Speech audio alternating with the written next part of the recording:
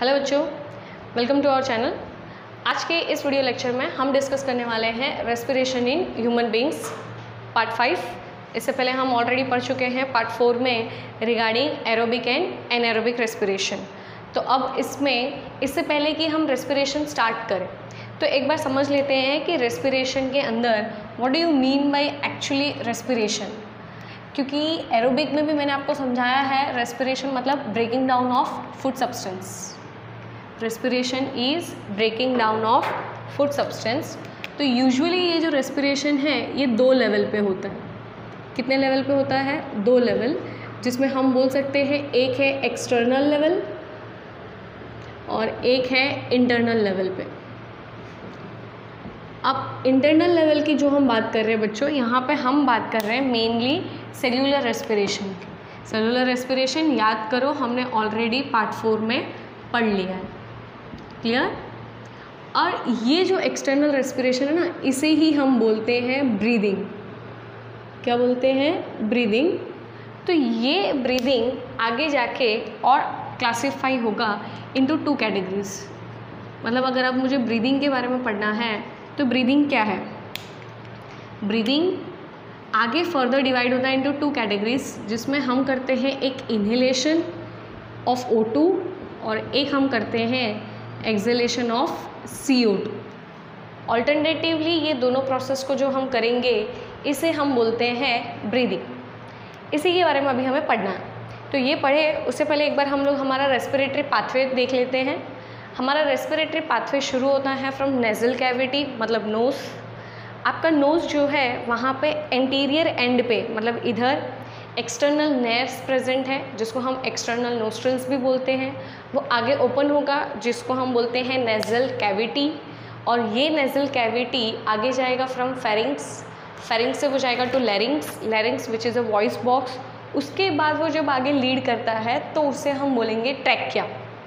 अब इस ट्रैकिया का कॉमनली जो हम उसे बोलते हैं it is known as windpipe. Biological it is known as trachea. Trachea के ऊपर आप देख सकते हो कुछ सी शेप के कार्टिलेजिनस रिंग्स आपको देखने मिलते हैं। ये रिंग का फंक्शन क्या है?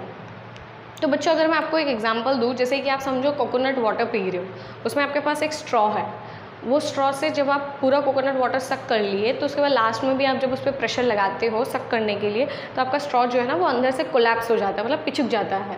वही अब मैं एक और एग्जांपल आपको दूँ कि जैसे वो 10 रुपये वाली फ्रूटी आती है, आप वो फ्रूटी पी रहे हो, उसमें भी हम स्ट्रॉ यूज़ करते हैं, पर स्ट्रॉ पे आप देखते हैं तो सर्कुलर रिंग्स टाइप आपको देखने मिलते हैं। उसमें आप कितना भी फोर्स लगा लो, वो पर्टिकुलर जो रिंग्स है, रिंग्स की वजह से आपका स्ट्रॉ जो है वो कोलैप्स नहीं होता।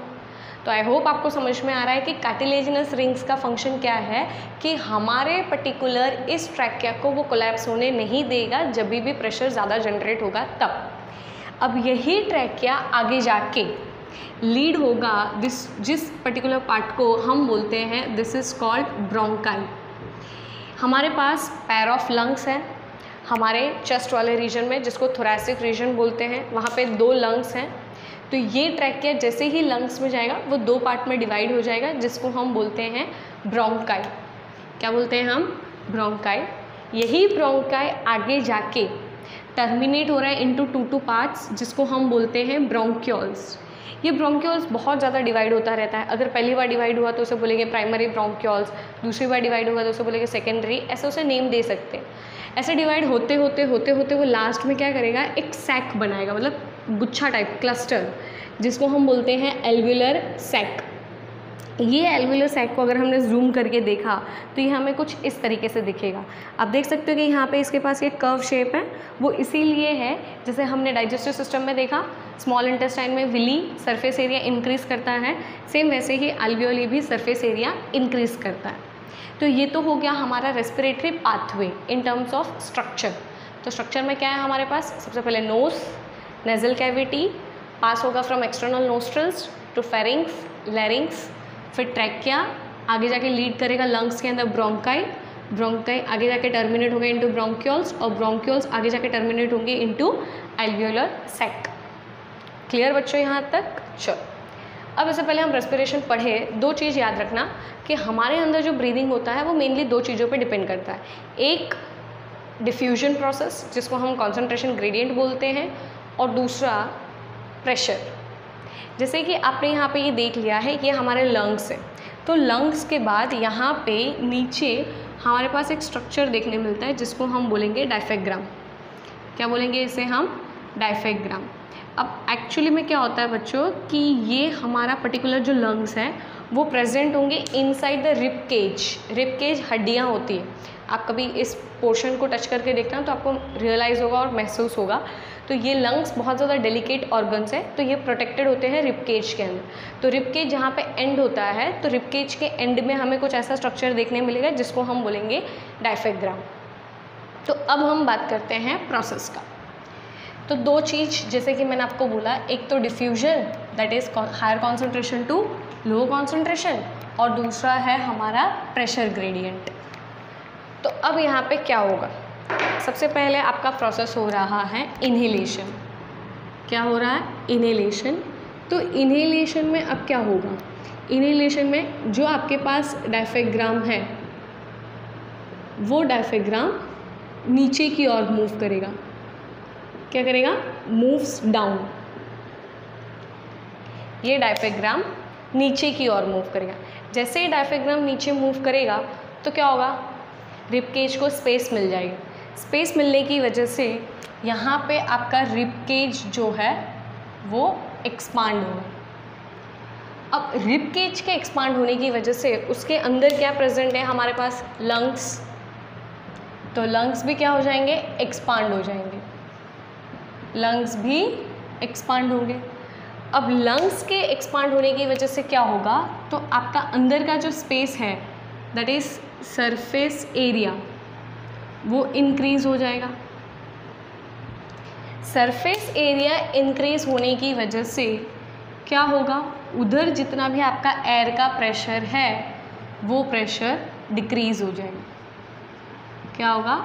एयर का प्रेशर डिक्रीज़ होगा। समझ में आ रहा है यहाँ तक? अभी क्या हुआ, इन्हेलेशन में डायफ्राम नीचे की ओर मूव कर रहा है, क्योंकि वो नीचे मूव कर रहा है तो रिब केज जो है वो एक्सपांड होगा। एक्सपांड होने की वजह से लंग्स को भी जगह मिल जाएगी, क्योंकि लंग्स तो रिब केज के अंदर थे तो वो भी एक्सपांड हो जाएंगे। उनके एक्सपांड होने की वजह से अंदर सरफेस एरिया लंग्स के अंदर बढ़ जाएगा। सरफेस एरिया बढ़ जाएगा तो प्रेशर जो है वो डिक्रीज़ हो जाएगा। ये दोनों एक दूसरे के इन्वर्सली प्रोपोर्शनल है। सरफेस एरिया अगर बढ़ता है तो प्रेशर जो है वो डिक्रीज़ होता है। यहाँ तक क्लियर? समझ में आया? अब क्या होगा, क्योंकि यहाँ पे प्रेशर कम है, हमारे अंदर प्रेशर नहीं है, तो प्रेशर कहाँ पे है? बाहर एटमॉस्फेयर में। तो एटमॉस्फेयर से हम एयर को अंदर लेंगे। तो अब आप पूछोगे कि मैम जब हम अंदर लेते हैं तो क्यों ऑक्सीजन ही लेते हैं? क्योंकि हमारे बॉडी में ऑलरेडी कार्बन डाइऑक्साइड का कॉन्सेंट्रेशन जो है वो बहुत ज़्यादा है, क्योंकि बॉडी को कंटिन्यूसली एक्टिविटीज़ करनी है। एक्टिविटीज़ करने के लिए बॉडी को क्या चाहिए? ऑक्सीजन चाहिए। और ऑक्सीजन कहाँ से मिलता है? जब हम इनहेल करते हैं तब। एरोबिक रेस्पिरेशन में ऑक्सीजन चाहिए ही ना, तो वो ऑक्सीजन कंटिन्यूसली यूज़ होने की वजह से बॉडी में ऑक्सीजन का कॉन्सेंट्रेशन कम होता है। तो इसीलिए क्या होगा, जब बाहर से आप एयर को इनहेल करोगे तो वो जाएगा पाथवे के थ्रू, पहले नोस्ट्रल्स, नोस्ट्रल्स से फेरिंग्स, लैरिंग्स, ट्रैकिया, ट्रैकिया से वो आ गया इनटू ब्रोंकाई, ब्रोंकाई से वो चला गया ब्रोंक्यूल्स, ब्रोंक्यूल से वो चला गया अल्वियोलरी सैक, फिर आ गया अल्वियोली। अब इस एल्वियोली के ऊपर बहुत सारे ब्लड वेसल्स होते हैं, जो कि अभी हम पार्ट 6 में पढ़ने वाले हैं। तो ब्लड वेसल्स होने की वजह से यहाँ पे बहुत सारी नस होती है, आर्टरीज, वेन्स वगैरह वगैरह। तो वो आर्टरीज और वेन्स क्या करते हैं, आर्टरीज के अंदर जो ब्लड है, ब्लड में रेड ब्लड सेल्स होते हैं, और रेड ब्लड सेल्स के अंदर एक पिगमेंट है जिसको हम बोलते हैं हीमोग्लोबिन, और वो पिगमेंट ऑक्सीजन के साथ बाइंड हो जाएगा। ऑक्सीजन के साथ बाइंड होने की वजह से वो ऑक्सीजन को अंदर ले लेगा, मतलब ब्लड जो है वो ऑक्सीजन को अपने डिज़ोल्व्ड फॉर्म में ऐड करने की कोशिश करेगा, लेकिन ऑक्सीजन डिज़ोल्व नहीं होता है, इसीलिए वो अपने साथ बाइंड करके ऑक्सी हीमोग्लोबिन बनाएगा और उसे through out the blood carry करेगा। जो भी पर्टिकुलर जगह पे सेल्स को ज़रूरत है वहाँ पे उन सेल्स को वो चीज़ प्रोवाइड कर देगा। समझ में आ गया? तो ये तो हो गया अभी इनहेलेशन। इसका उल्टा हम बात करते हैं रिगार्डिंग एक्सहेलेशन। क्या बात करनी है अभी हमें? एक्सहेलेशन। तो अगर एक्सहेलेशन करना है तो सब कुछ इसके अपोजिट करो। अब क्या हुआ, अभी तक आपका डायफ्राम नीचे मूव हो रहा था, तो अब क्या होगा, वो ऊपर की ओर मूव होगा। ऊपर की ओर मूव होने की वजह से रिब केज क्या होगा, कॉन्ट्रैक्ट होगा। रिब केज के कॉन्ट्रैक्ट होने की वजह से आपके जो लंग्स है वो भी कॉन्ट्रैक्ट होंगे, और उनके कॉन्ट्रैक्ट होने की वजह से सरफेस एरिया क्या हो जाएगा, डिक्रीज़ हो जाएगा। क्योंकि सरफेस एरिया डिक्रीज़ हो रहा है, प्रेशर क्या हो जाएगा, इंक्रीज़ हो जाएगा। समझ में आया? अब कभी आप एक बार फील करके देखो, ब्रीथ करते हो, आप सांस अंदर तो ले लेते हो, लेकिन जब तक बाहर नहीं छोड़ते हो ना, आपको यहाँ पे प्रेशर जनरेट होता है, प्रेशर फील होता है कि जब तक, जैसे कभी हम कोई पानी में चले गए या फोर्सफुली किसी ने आपका नाक दबा दिया। यूजुअली जब हमें कोल्ड एंड कफ होता है तो हम बहुत फोर्सफुली ब्रीदिंग करते हैं, अगर नहीं हो पाता है तो हम माउथ से भी ब्रीदिंग करने लगते हैं। तो वो इसीलिए क्योंकि अंदर प्रेशर जो है वो बहुत ज़्यादा इंक्रीज़ हो चुका है, तो इस प्रेशर को हम क्या करेंगे, बाहर रिलीज़ करेंगे। That is what we call it as exhalation. अब होता क्या है, जैसे अल्वियोली के अंदर रेड ब्लड सेल्स ने ऑक्सीजन को तो ले लिया था, क्योंकि ऑक्सीजन डिज़ोल्व नहीं हो सकता। ब्लड में प्लाज्मा होता है जिसमें पानी होता है, वो ऑक्सीजन डिज़ोल्व नहीं करता, लेकिन अल्वियोली के अंदर जो प्लाज्मा है उसमें कार्बन डाइऑक्साइड डिज़ोल्व हो सकता है, इसलिए उसको कोई रेस्पिरेटरी पिगमेंट की ज़रूरत नहीं है। तो वो क्या करेगा, सीधा सीधा ब्लड के अंदर से, मतलब अल्वियोली से, अब पूरा प्रोसेस उल्टा होगा। अब क्या होगा, अल्वियोली से वो चीज़ जाएगा ब्रोंक्यूल्स, ब्रोंक्यूल से चीज़ें जाएगी ब्रोंकाई, ब्रोंकाई से जाएगा ट्रैकिया, अब ट्रैकिया से वो चीज़ चली जाएगी बाहर। इस चीज़ को हम बोलते हैं एक्सहेलेशन। तो इस तरीके से inhalation and exhalation human beings के अंदर हमें देखने मिलता है। अब वैसे ही एक और अगर हमें पूछा जाएगा कि टेरेस्ट्रियल और एक्वेटिक ऑर्गेनिजम्स के बारे में, तो यूजुअली अब क्या होता है कि टेरेस्ट्रियल ऑर्गेनिजम्स का तो ऑक्सीजन का डिमांड बहुत ज़्यादा होता है, तो ऑक्सीजन का डिमांड ज़्यादा होने की वजह से उनका जो ऑक्सीजन यूज़अप करने का कॉन्सेंट्रेशन है वो भी ज़्यादा होगा और रेट ऑफ ब्रीदिंग भी फास्टर होगी। और सभी टेरेस्ट्रियल ऑर्गेनिजम्स के अंदर different types of respiratory organs है। लेकिन यही चीज़ अब अगर हम लोग एक्वेटिक ऑर्गेनिजम्स की बात करते हैं, किसकी बात कर रहे हैं हम लोग, एक्वेटिक ऑर्गेनिजम्स। तो एक्वेटिक ऑर्गेनिजम्स में क्या होता है कि उनको ऑक्सीजन पानी में से लेना पड़ता है, पानी के अंदर ऑक्सीजन डिज़ोल्व्ड फॉर्म में प्रेजेंट होता है। तो ये क्या करते हैं कि माउथ से वाटर को एब्जॉर्ब कर लेते हैं, मतलब इनटेक करेंगे, माउथ के थ्रू वाटर को इनटेक करेंगे। इनटेक करने के बाद अब वाटर में क्या प्रेजेंट है, ऑक्सीजन, ज़्यादा डिज़ोल्व नहीं हो सकता, तो कम कॉन्सेंट्रेशन में होता है। कम कॉन्सेंट्रेशन होने की वजह से इनको ऑक्सीजन तो चाहिए ही होता है, तो इनका भी रेट ऑफ ब्रीदिंग जो है वो इतना ज़्यादा नहीं होता, क्योंकि ये यूनिसेलुलर सिंगल ऑर्गेनिजम्स होते हैं, तो ज़्यादा ज़रूरत नहीं है, इसलिए इनके अंदर रेट ऑफ ब्रीदिंग जो है वो स्लो होता है as compared to terrestrial organisms. जो इन्होंने माउथ से वाटर को एब्जॉर्ब किया था, वो अभी अगर हम लोग एग्जाम्पल जैसे कि फ़िश की बात कर रहे हैं, ठीक है, तो फिश ने माउथ के थ्रू वाटर को एब्जॉर्ब कर लिया, वो आगे पास करेगा टू गिल्स, तो गिल्स क्या करेगा, उसमें से ऑक्सीजन ले लेगा और उसी ऑक्सीजन को वो आगे फोर्स करेगा और पुश करेगा टू ब्लड, और फिर उसके बाद ब्लड उन सारी चीज़ों को बॉडी के अंदर सप्लाई कर देगा। तो ये तो हो गया regarding terrestrial and aquatic organisms. वैसे ही अब मुझे कोई प्लांट्स के बारे में पूछेगा, that is respiration in plants. बहुत इजी है, हम सबको पता है कि प्लांट्स क्या इनटेक करते हैं, तो plants intake oxygen at night time and releases carbon dioxide, whereas in daytime they intake carbon dioxide and releases oxygen.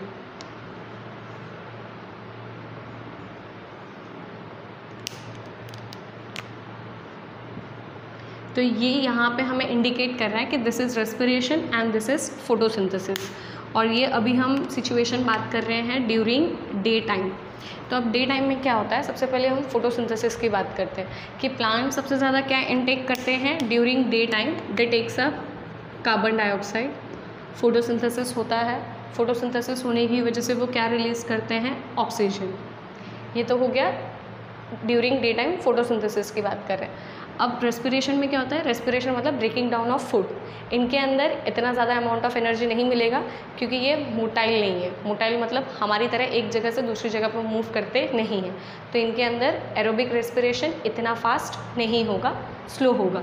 तो ये जो ऑक्सीजन रिलीज़ हुआ फोटोसिंथेसिस की वजह से, उस ऑक्सीजन को वो यूज़ करेंगी। एरोबिक रेस्पिरेशन जिसमें ब्रेक डाउन ऑफ फूड, जो कि हमने पार्ट 4 में डिस्कस किया है, नहीं समझ में आया तो वीडियो देख लेना पार्ट 4 का। तो ऑक्सीजन इन्होंने इनटेक कर लिया, इस ऑक्सीजन को ब्रेक डाउन करने के बाद ग्लूकोज को जब वो ब्रेक डाउन करेंगे तो इसमें से हमें क्या मिलेगा, कार्बन डाइऑक्साइड। और वो कार्बन डाइऑक्साइड हम कहाँ पे यूज़ करते हैं, फोटोसिंथेसिस के लिए। ये तो हो गया ड्यूरिंग डे टाइम। अब नाइट टाइम पे क्या होता है कि नाइट टाइम पे भी प्रोसेस तो वही होगा, जो रेस्पिरेशन हो रहा था उसका रेट अभी भी वही है, लेकिन नाइट टाइम पे फोटोसिंथेसिस नहीं होता है। तो नाइट टाइम पे हमें यहाँ पे सिर्फ क्या देखने मिलेगा, रेस्पिरेशन देखने मिलेगा। और रेस्पिरेशन की वजह से क्या होता है कि वो ऑक्सीजन तो इनटेक कर लिया, रेस्पिरेशन करके कार्बन डाइऑक्साइड भी वो रिलीज़ कर रहा है। और ये कार्बन डाइऑक्साइड जो रिलीज़ हो रहा है, इसीलिए हमें बोला जाता है कि नाइट टाइम पीरियड पे पेड़ के नीचे हमें नहीं सोना चाहिए, क्योंकि फोटोसिंथेसिस नहीं होता। फोटोसिंथेसिस नहीं होने की वजह से ये कार्बन डाइऑक्साइड ऐसे ही बाहर रिलीज़ हो जाता है। जबकि डे टाइम में क्या हो रहा था, कार्बन डाइऑक्साइड जो रिलीज़ हो रहा था वो प्लांट्स फोटोसिंथेसिस के लिए एब्जॉर्ब कर रहे थे। So this is what the difference between day and night. समझ में आ रहा है। वैसे अगर मैं आपको ज़ेरोफाइट्स प्लांट्स की बात करूँ, ज़ेरोफाइट्स यानी ऐसे प्लांट्स जो डेजर्ट में होते हैं। अब डेजर्ट वाले प्लांट्स ज़्यादा पानी को लॉस नहीं कर सकते। अब इनके अंदर एक्सचेंज ऑफ गैसेस किसके थ्रू होता है, स्टोमेटा। समझो हम एग्जांपल कैक्टस की बात करते हैं, तो अगर कैक्टस डे टाइम पे ओपन हो गया, इतनी गर्मी होती है कि पूरा एक्सचेंज ऑफ गैसेस की वजह के उस टर्म्स में वाटर तो पूरा रिलीज़ हो जाएगा इन टर्म्स ऑफ ट्रांसपिरेशन, तो वो डे टाइम पे कभी भी स्टोमेटा ओपन करते नहीं हैं, उनमें एक्सचेंज ऑफ गैसेस नहीं होता। सिर्फ डे टाइम में उनमें रेस्पिरेशन होता है, और रेस्पिरेशन होने की वजह से जितना कार्बन डाइऑक्साइड रिलीज़ हुआ उस पूरे कार्बन डाइऑक्साइड को वो स्टोर करके रखते हैं, और नाइट टाइम पे जितना भी रेस्पिरेशन हुआ उसका भी वो कार्बन डाइऑक्साइड स्टोर करके रखेंगे और उसे पूरा डे टाइम पे यूटिलाइज करेंगे फॉर फोटोसिंथेसिस। आई होप आपको यहाँ तक ये चीज़ें समझ में आई हो। इन केस आपको कोई डाउट हो तो आप मेंशन कर सकते हो। एंड वीडियो पसंद आए तो लाइक करना, शेयर करके कमेंट ज़रूर करना और सब्सक्राइब कर लेना। Thank you. आज के लिए इतना काफ़ी।